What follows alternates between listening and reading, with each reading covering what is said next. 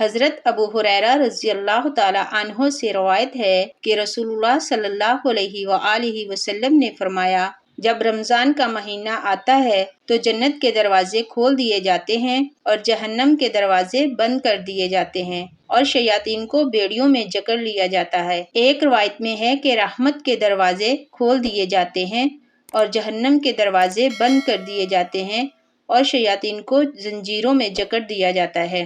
حضرت سہل بن سعد رضی اللہ تعالی عنہ سے روایت ہے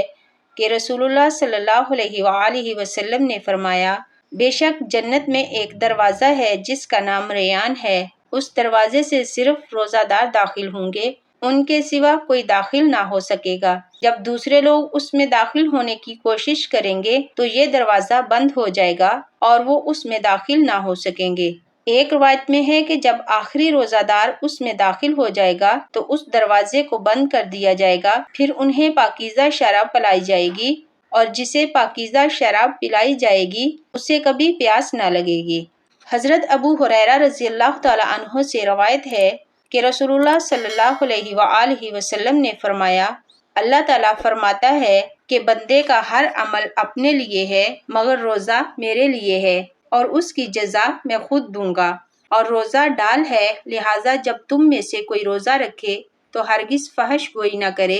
اور نہ ہی شور مچائے، اور اگر کوئی اسے گالی دے یا اس کے ساتھ جھگڑا کرے تو اس سے کہہ دے کہ میں روزہ دار ہوں۔ اس ذات کی قسم جس کے قبضہ قدرت میں محمد صلی اللہ علیہ وآلہ وسلم کی جان ہے، روزہ دار کے منہ کی بو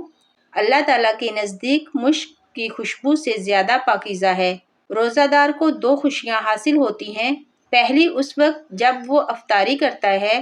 اور دوسری اس وقت جب وہ اپنے اللہ تعالیٰ سے ملاقات کرے گا تو اپنے روزہ پر خوش ہوگا۔